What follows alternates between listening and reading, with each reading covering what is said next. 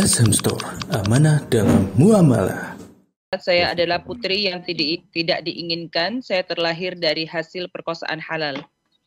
Oleh karena itu, saya tumbuh menjadi dari anak yang hasil? tidak pernah menghormati ayahnya. Afan. Dia dilahirkan dari perkosaan? Saya dilahirkan dari perkosaan yang halal. Yang halal. Jadi dipaksa nikah gitu, Ustaz.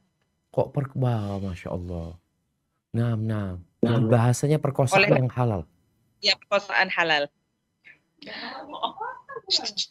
Oleh karena itu, saya tumbuh menjadi anak yang tidak pernah menghormati ayahnya dan tidak pernah mengenal ayahnya. Bagaimana hukumnya jika saya berbuat seperti ini, Ustaz? Jazakumullah khairan.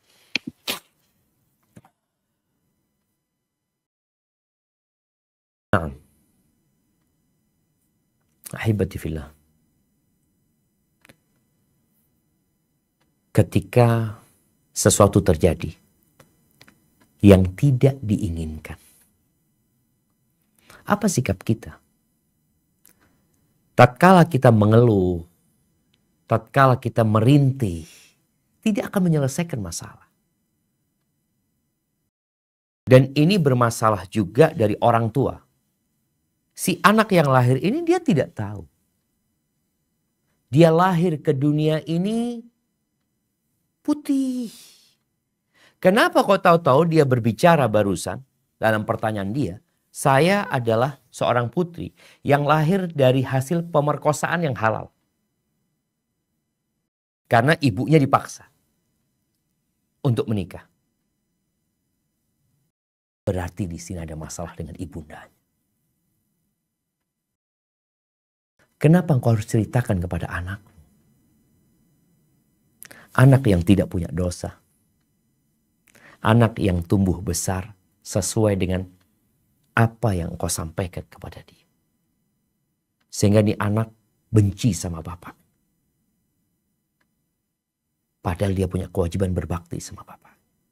Sampai bapak yang kafir pun anak itu wajib berbakti.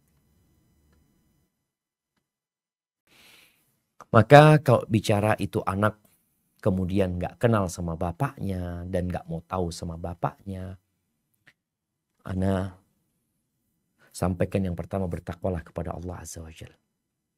Engkau diciptakan di muka bumi ini untuk mengabdi kepada Allah Azza wa Jalla. Ya. Subhanallah jamaah. Kemarin ada yang cerita waktu haji. Ada seorang suami istri curhat. Si istrinya cerita, Ustadz, anak itu hidup bersama ibu. Dia berdua kakak beradik perempuan. Bapaknya ini zalim. Zalim banget sudah bapaknya. Anak itu merasakan bagaimana kezaliman bapak sama ibunya, akhirnya bercerai. Bercerai, kezaliman bapak bertambah lagi dengan tidak memberikan nafkah ya kepada anaknya. Dan subhanallah ini anak dua. Sukses hidupnya. Sang ibu ketika mendidik dua anak ini jadi ibu rumah, jadi apa? Jadi pembantu rumah tangga. Pokoknya hidupnya susah aja. Tapi kata dua anak ini, ibu anak gak pernah meninggalkan sholat malam. Ustaz. Selalu berdoa, minta sama Allah Azza wa Jalla. Sampai Ustaz kita besar dan sukses semakin. Dan ketika sukses dia cerita, sejak kecil ibu anak gak pernah membuat kita benci sama bapak. Ustaz. Tapi kita sendiri yang benci sama bapak memang. Karena mereka tahu kejahatan bapaknya. Ibu anak ketika kita sudah sukses nyuruh kita untuk berbakti sama bapak. Bantu bapakmu, lihat bapakmu. Terus Ustaz. Disinilah ibu yang soleh. Kenapa? Karena anak ini mengabdi kepada Allah. Makanya kadang-kadang ada seorang istri yang mendapatkan suami yang zalim. Ketika engkau melayani suamimu, layani suami karena engkau hamba Allah Azza wa Jalla. Dunia ini bukan tempat bersenang-senang.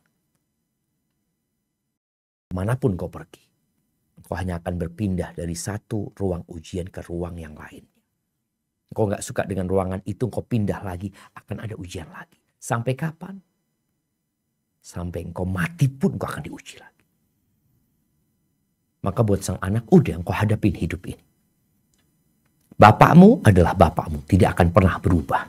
Ya, engkau tidak bisa memilih ayahmu. Ibumu, engkau berbakti sama ibumu dan berbakti kepada ayahmu. Dan teruslah berupaya untuk memperbaiki diri. Karena yang kita sedang cari itu bukan bongkahan emas 1 ton. Tapi yang kita cari adalah keabadian dalam nikmat Allah Azza wa Jalla. Dan kita harus berjuang. Ujian yang harus kau lewatin mungkin ada derajat tinggi yang Allah siapkan buat engkau. Tapi amalanmu gak cukup. Maka Allah berikan ujian kepada ibundamu untuk melewati itu. Dan dengan kondisimu sekarang, engkau cari bapakmu dan boleh jadi bapakmu sudah jadi orang soleh, jadi orang baik. Ahibati fillah, anaknya Nabi, ada yang tidak beriman. Dan ada anaknya tokoh musyrikin yang Allah pilih untuk menjadi utusan Allah. Kenapa? Semuanya di tangan Allah. Dan Allah melihat kepada hatimu. Bersihkan hatimu. Semoga engkau dipilih oleh Allah untuk menjadi hamba-hamba yang bertakwa.